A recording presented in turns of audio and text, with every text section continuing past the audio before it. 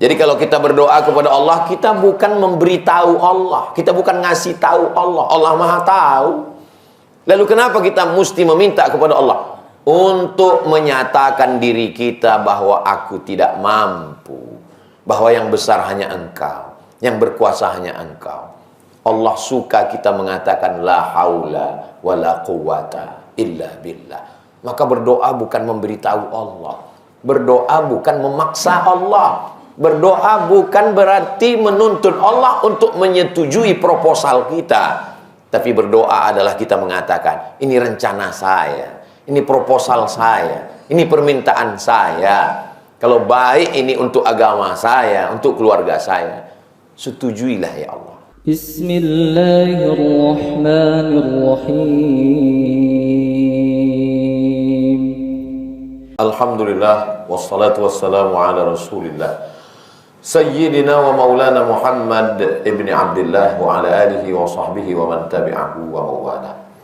Ashhadu an la ilaha illallah wahdahu la syarika lah wa ashhadu anna sayyidana Muhammadan abduhu wa rasuluhu la nabiyya ba'dah. Allahumma salli ala sayyidina Muhammadin an-nabiyil ummi wa ala alihi wa sahbihi wa barik wa sallim. Qala Allah ta'ala fil Qur'anil 'azim. A'udzu billahi minasy syaithanir rajim. Ya ayyuhalladzina amanu taqullaha haqqa tuqatih wa la tamutunna illa wa antum muslimun. Wa qala ta'ala fi ayatin ukhra, ya ayyuhalladzina amanu taqullaha wa qulu qawlan sadida yuslih lakum a'malakum wa yaghfir lakum dhunubakum wa man yuti'illaha wa rasulahu faqad faza fawzan 'azima. Ibadallah, usikum wa nafsi bi taqwallah wa ta'atihi faqad fazal muttaqun. Hadirin jamaah Jumat yang dimuliakan Allah Subhanahu wa taala. Ada orang yang sholat, rajin puasa sunat, berzikir, bersedekah, ada uang pergi umroh, tapi sakit, gagal, ditipu orang. Mengapa mesti ada kegagalan? Mengapa mesti ada kesakitan? Mengapa mesti ada penderitaan? Allah berfirman dalam surat Al-Mu'minun ayat 75, walau rahimnahum wa kashafna ma bihim min durrin lalajju fi tughyanihim ya'mahun.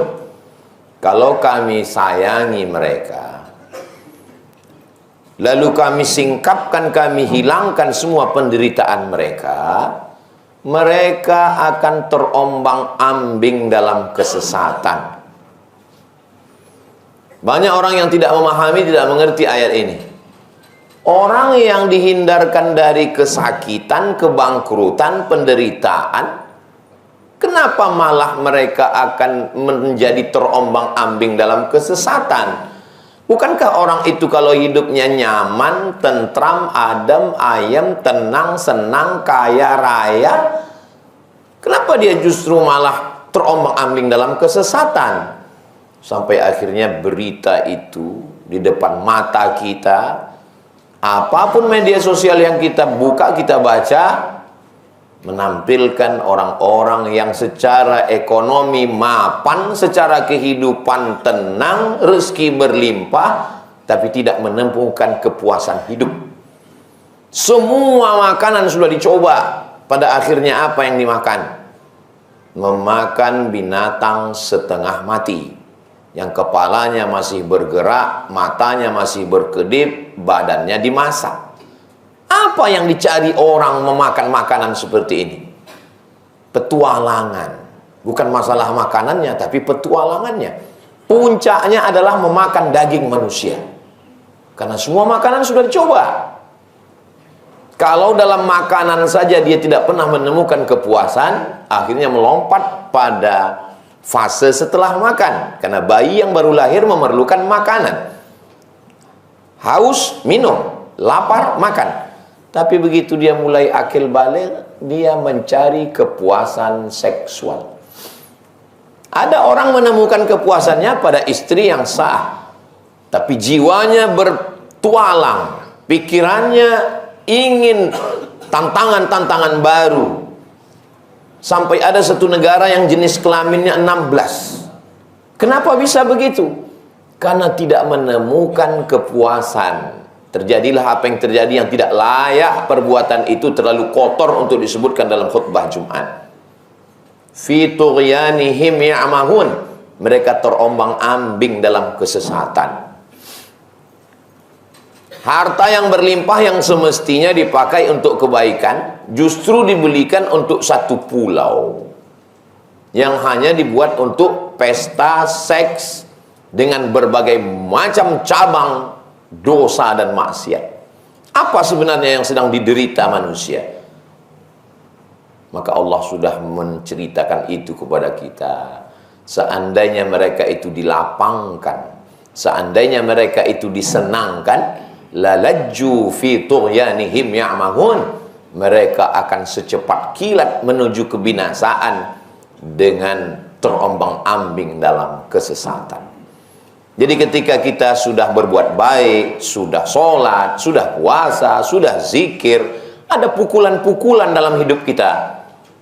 Lalu kita berkata, mengapa Tuhan seperti ini? Mengapa tidak adil? Sebetulnya kacamata kita terlalu tebal untuk membaca keadilan Tuhan. Sebetulnya Allah sayang dengan kita. Allah buat itu, kebangkrutan, ditipu orang, penyakit, padahal sudah berusaha, makanan-makanan yang halal, 4 sehat 5 sempurna, untuk menunjukkan bahwa memang kita tidak berdaya. Dan dalam Islam, kita tidak melawan Allah, kita cepat beristighfar. Apa dosa saya? Saya tidak berzina, tidak minum khamar, tidak mabuk, tidak LGBT.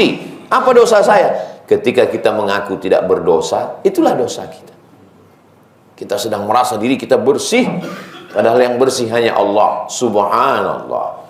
Kita merasa larut dalam pujian, padahal yang layak dipuji hanya Allah. Alhamdulillah. Kita merasa diri kita besar, padahal yang besar hanya Allah. 3 kali kita ulang, Allahu Akbar. Setelah itu dalam iftitah, Allahu Akbar kabira, yang besar hanya Engkau. Sesungguhnya kita salah pandang, salah sangka kepada Allah. Ana inda husni zanni abdi bi. Aku menurut prasangka hambaku kepada aku, kata Allah Subhanahu wa taala. Hubungan kita dengan Allah bukan antar hubungan karyawan dengan direktur perusahaan. Kalau masuk jam 8 pagi, pulang jam 4 sore, dapat gaji. Kalau lembur, dapat uang tunjangan, ada tambahan, ada surprise, ada door prize. Ketika melanggar aturan, dikurangi. Tapi kenapa dalam kehidupan tidak begitu? Ada orang-orang yang baik, akidahnya benar, ibadahnya penuh, berakhlakul karimah, sopan santun. Tapi kenapa dia susah? Melihat fenomena ini, banyak orang yang ragu tentang Tuhan. Akhirnya lambat laun dia merasa dirinya hampa. Kita ketika mobil kita rusak, kita begitu rendah hati membawanya ke bengkel. Handphone kita rusak, kita serviskan. Kita tidak merasa mampu untuk memperbaikinya. Tapi kenapa keyakinan kita rusak, kita betulkan sendiri? Kenapa kita tidak mempercayai ulama? Padahal itu memang spesialisasi bidang hidup mereka. Kita pikirkan sendiri, kita baca sendiri, kita terjemahkan sendiri, kita renungkan sendiri, kita nyasar beramai-ramai. Karena pemikiran kita posting kepada orang lain. Padahal sebetulnya kita sedang salah berpikir, salah bicara, salah berbuat, salah membuat keputusan, salah melakukan sesuatu, berawal dari salah berpikir. Lalu kenapa orang-orang yang baik itu hidupnya tidak sesuai ekspektasi? Justru Allah sayang kepada mereka. Allah tidak ingin mereka fi tughyanihim ya'mahun, terombang-ambing dalam kesesatan.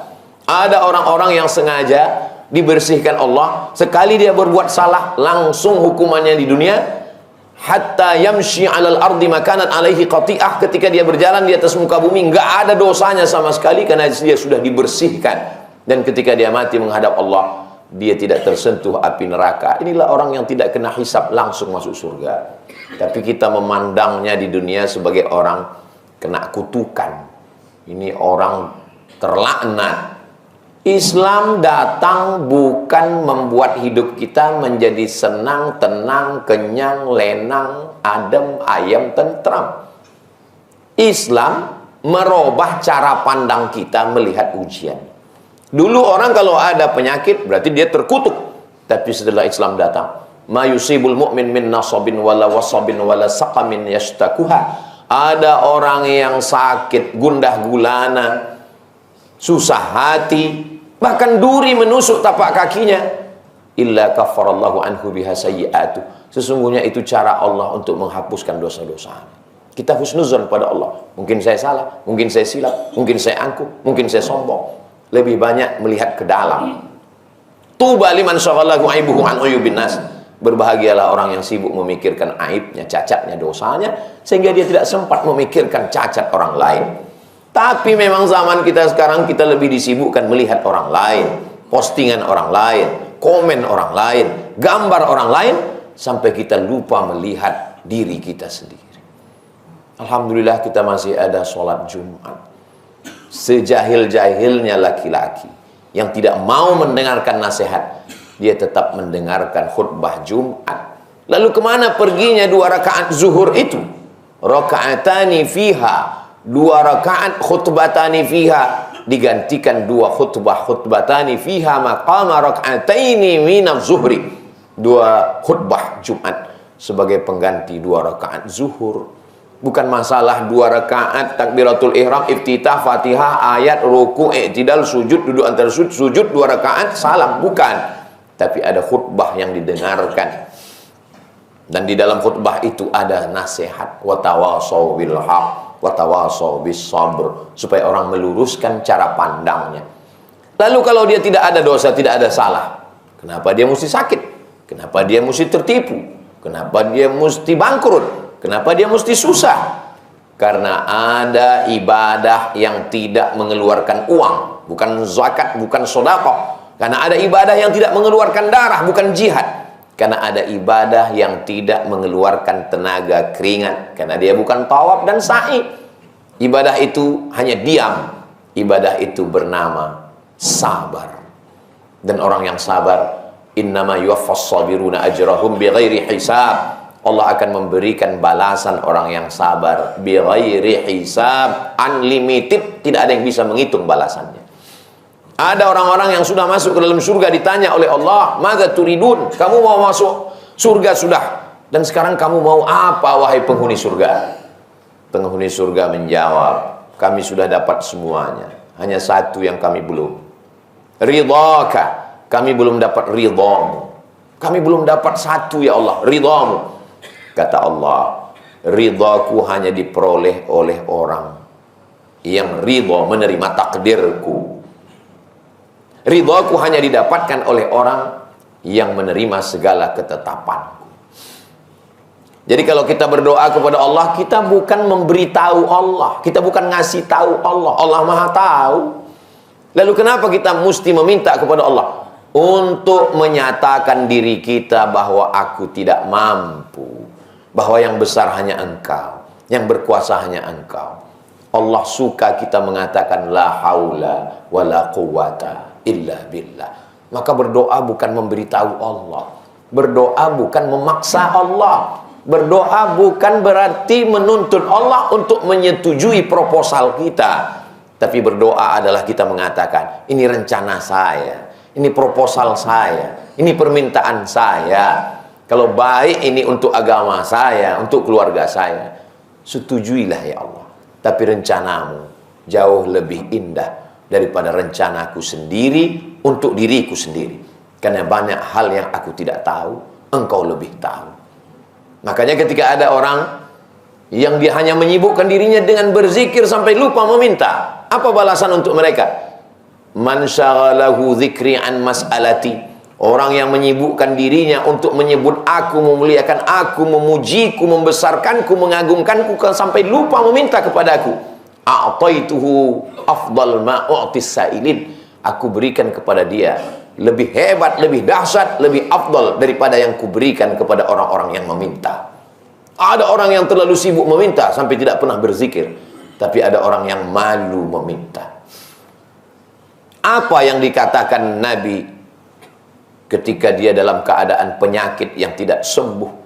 Nabi Ayub tidak meminta. Nabi Ayub hanya mengatakan, Rabbi anni massaniyad durru wa anta arhamur rahimin. Rabbi, ya Tuhanku, anni sesungguhnya aku, massaniyad durru, aku kena penyakit ya Allah, wa anta arhamur rahimin, engkau maha kasih dan sayang. Per kata, per huruf kita analisa, enggak ada sekalipun dia minta. Dia tidak ada mengeluh, dia tidak mengatakan aku sakit, sembuhkan aku, sehatkan aku Nabi, kenapa aku sakit? Enggak ada. Dia tidak komplain. Dia hanya cerita, Rabbi, ya Tuhanku, anni aku, massaniyad dur, aku kena penyakit ya Allah, wa anta arhamur rahimin, dan engkau maha kasih dan sayang di antara semua yang penyayang. Dia hanya meminta dengan kelembutan kepada Allah subhanahu wa ta'ala. Datang seorang bertemu dengan Nabi, ya Rasulullah, bagaimana kalau seperempat hariku kuisi dengan sholawat, Allahumma sholli ala Sayyidina Muhammad wa ala ali Sayyidina Muhammad. Kata Nabi, in zitta ala dhalik khairul laka. Baik, tapi kalau kau tambah lebih banyak, lebih bagus. Bagaimana kalau setengah hariku kuisi dengan sholawat? Kata Nabi, bagus. Tapi kalau kau tambah lebih banyak lagi, lebih bagus. Bagaimana kalau seluruh hariku ini kuisi dengan sholawat? Allahumma sholli ala Sayyidina Muhammad wa ala ali Sayyidina Muhammad. Yukfa hammuka, segala keperluanmu, segala hajatmu, segala keinginanmu, segala obsesimu, segala gundah gulanamu dicukupkan Allah Ta'ala. Wa yaghfar laka dzambuka, semua dosa-dosamu diampunkan Allah. Terkadang sebenarnya kita tidak menyembah Allah, kita hanya melibatkan Allah pada urusan-urusan kita. Kita hanya perlu Allah pada kesulitan-kesulitan kita. Bahkan yang paling parah, kita memaksa Allah untuk menyetujui keinginan kita. Barakallahu li wa lakum fil Qur'anil azim wa nafa'ani wa iyyakum bima fihi minal ayati wa dzikril hakim wa taqabbala minni wa minkum tilawatahu innahu huwal ghafurur rahim.